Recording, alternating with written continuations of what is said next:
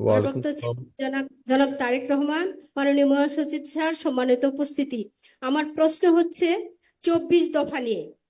এখানে লেখা হয়েছে নারীর মর্যাদা, সুরক্ষা ও ক্ষমতায়নের যথাযথ পদক্ষেপ গ্রহণ। নারী ক্ষমতায়নের সূচকে এখনো নিম্নমুখী। আমরা জানি বাংলাদেশের অর্ধেক জনগোষ্ঠী নারী, কিন্তু অর্ধেক জনগোষ্ঠী নারী থাকা সত্ত্বেও কিন্তু আমরা শুধু কি সংরক্ষিত মানে নারী আসনটাতে থাকবো? এখানে জাতীয় সংসদ ও স্থানীয় সরকার নির্বাচনে বলা হয়েছে ক্রমবর্ধমান অনুসারে। তো বলতে চাচ্ছি যে ক্রমবর্ধমান অনুসারে শুধু নারীরা নারীতেই সংশ্লিষ্ট কেন? আবার 33% মূল দলে আমরা অংশগ্রহণ বাস্তবায়ন কতদিনে হবে? এবং নারী প্রতিনিধিত্ব যদি না বাড়ানো হয়, কারণ নারীরা কিন্তু অর্থনৈতিক, সামাজিক, পারিবারিক, রাজনৈতিকভাবে যথেষ্ট গুরুত্বপূর্ণ ভূমিকা পালন করছে। তাই বলতে চাই যে সুনির্দিষ্টভাবে নারী প্রতিনিধিত্ব কত পার্সেন্ট মানে বাড়ানো হবে, এটাই আমার প্রশ্ন। তাহলে আমরা নারীরা উজ্জীবিত হব রাজনীতির মাঠে। বাংলাদেশের সর্বস্তরে আমরা রাজনীতি করতে চাই, আমরা হচ্ছে জনপ্রতিনিধিত্ব করতে চাই। আমরা আমাদের মানে সুনির্দিষ্টভাবে আমাদের নারীটাকে, নারী যে এটাকে আমরা সুনির্দিষ্টভাবে জানতে চাই যে আমাদের কতদূর অংশগ্রহণ। কারণ এভাবে অনির্দিষ্টভাবে, এভাবে অনিশ্চিতভাবে আমরা নারী নেতৃত্ব দিয়ে আসছি। আপনি দেখেছেন 17 বছরের নারীরা আমরা কত নির্যাতিত হয়েছি। ঠাকুরগাঁ জেলা মহিলা দল আমরা অনেক গুরুত্বপূর্ণ ভূমিকা পালন করছি। কেন্দ্র থেকে প্রতিটা তৃণমূল নারীরা আমরা সেভাবেই অংশগ্রহণ করেছি। আমি নিজেও মামলার আসামি। আপাত প্রশ্নটা জি, শেষ, প্রশ্ন হয়ে গেছে। প্রশ্ন শেষ। পারভীন, আপনার প্রশ্নের জন্য ধন্যবাদ আপনাকে।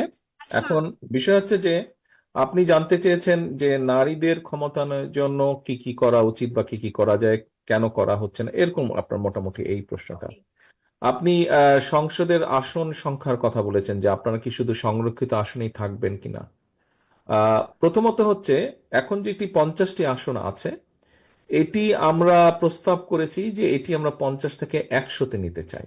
আচ্ছা, এখন আপনি যদি লজিক্যালি দেখেন, এই এই যে 100টি হবে, এই 100টি আসনের মধ্যে কিন্তু হয়তোবা যে কোনো একটাতে আপনি যেতে পারেন, আমি কিন্তু পারবো না। ওই আসনের নারী হিসেবে আপনি পারবেন, আমি কিন্তু ওখানে পারবো না একজন পুরুষ হিসেবে।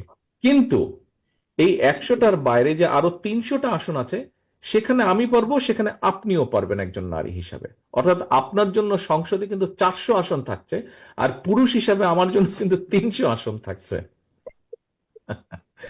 ঠিক আছে? সো তার মানে নারীদেরকে আমরা সামনে আনতে চাচ্ছি, নারীদের পার্টিসিপেশন আমরা বাড়াতে চাচ্ছি। আপনি দেখেছেন দেশনেত্রী খালেদা জিয়ার সময় নারীদের শিক্ষার জন্য কি পদক্ষেপ গ্রহণ করা হয়েছিল। একটি ঘটনা আমি গতকালকে বলেছি, আমি ঘটনাটা আপনার সামনে আজকে আবারও তুলে ধরতে চাই। আপনারা জানেন যে দেশনেত্রী এখন এখানে আছেন, লন্ডনে আছেন। উনি যখন লন্ডনে আসলেন, আমরা ওনাকে এয়ারপোর্ট থেকে সোজা হসপিটালে নিয়ে গেছিলাম। আহ, ওভাবেই ছিল, ডাক্তাররা বলেছিল সবকিছু দেখে যে ওনাকে সাথে সাথে হসপিটালে হবে। তো হসপিটালে একদিন একটা নার্স ডিউটিরত ছিল। নার্সটি নাইজেরিয়া থেকে, নাইজেরিয়া খুব সম্ভবত নাইজেরিয়া থেকে। তো নার্সটি যখন আসলো, ওর যখন ডিউটি শুরু হলো, ও তখন আম্মার রুমে আসলো নার্সটা। তো আমি এবং আমার স্ত্রী তখন ওখানে ছিলাম। আহ এসে নার্সটা একটা কথা বললো যে আমি জানি যে তোমার এখানে ডিউটিতে আমি এসেছি, কিন্তু তোমাকে আমি অন্যভাবেও চিনি। রোগী হিসাবে তো তুমি এখানে আসছো, তোমার ফাইল দেখেছি আমি জানি, কিন্তু তোমাকে আমি অন্যভাবেও চিনি। তো আমরা জিজ্ঞেস করলাম কিভাবে তুমি অন্যভাবে ওনাকে চেনো, তুমি তো অন্য দেশের মানুষ। তখন সেই নার্সটা বলছে যে তুমি যে তোমার দেশে, তুমি যখন প্রধানমন্ত্রী ছিলে, তোমার দেশের নারীদের শিক্ষার জন্য তুমি যেই পদক্ষেপ গ্রহণ করেছো, যার ফলে এখন তোমার দেশের বহু মেয়ে শিক্ষার সুযোগ পাচ্ছে, আমাদের সরকার ঠিক এই কি পলিসি, তোমার পলিসিটা নিয়ে এসে আমাদের এখানে বসিয়েছে। ফলে আমাদের দেশেরও বহু মেয়ে আজ শিক্ষিত হয়েছে, যাদের শিক্ষার সুযোগ পাওয়ার কোনো সুযোগ ছিল না, যাদের শিক্ষিত হওয়ার কোনো সুযোগ ছিল না। তোমার ওই পলিসির জন্য আজকে আমিও শিক্ষিত, আমার মেয়েও আজকে পড়ালেখার সুযোগ পাচ্ছে। তো এখন দেখুন, দেশজি খালেদা জিয়ার একটি পলিসি, বিএনপির একটি পলিসি তথা বাংলাদেশের একটি পলিসি শুধু বাংলাদেশের মধ্যে সীমাবদ্ধ থাকেনি, এটা বিদেশে চলে গিয়েছে, অন্য দেশে চলে গেছে, আরেক মহাদেশে পর্যন্ত সেটি তারা গ্রহণ করেছে। তো অর্থাৎ বিএনপি নারীদের জন্য কাজটি করেছে। আমাদের সময় পিএসসি চেয়ারম্যানও কিন্তু মহিলা ছিলেন একজন। আপনি দেখেছেন মহিলা বিষয়ক মন্ত্রণালয়, এটি কোন সরকারের আমলে করা আপনি কি জানেন?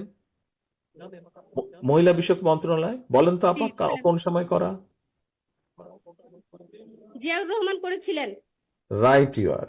শহীদ রাষ্ট্রপতি জিয়াউর রহমানের সময় মহিলা বিষয়ক মন্ত্রণালয় গঠিত হয়েছিল। জি, কাজেই আমাদের কাজগুলো যদি প্রমাণ করে, হ্যাঁ আমরা হয়তো যতটা আপনাদের আশা আকাঙ্ক্ষা ছিল হয়তো হয়তো ততটা আমরা করতে পারিনি, কিন্তু আমাদের যে করার ইচ্ছা আছে, করার লক্ষ্য আছে, এই সবগুলো কিন্তু প্রমাণিত।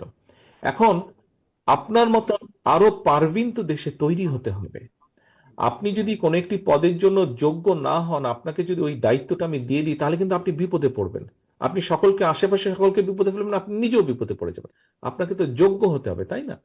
কাজেই আমরা আমরা বিশ্বাস করি, আমরা মনে করি যে যেই সুযোগগুলো আমরা তৈরি করতে চাচ্ছি নারীদের জন্য, নারীরা সেই সুযোগগুলি গ্রহণ করবেন এবং তাদেরকে নিজেদেরকেও সাহস করে এগিয়ে আসতে হবে। তাহলেই কিন্তু সম্ভব। আপনাদেরকেও ভূমিকা নিতে হবে।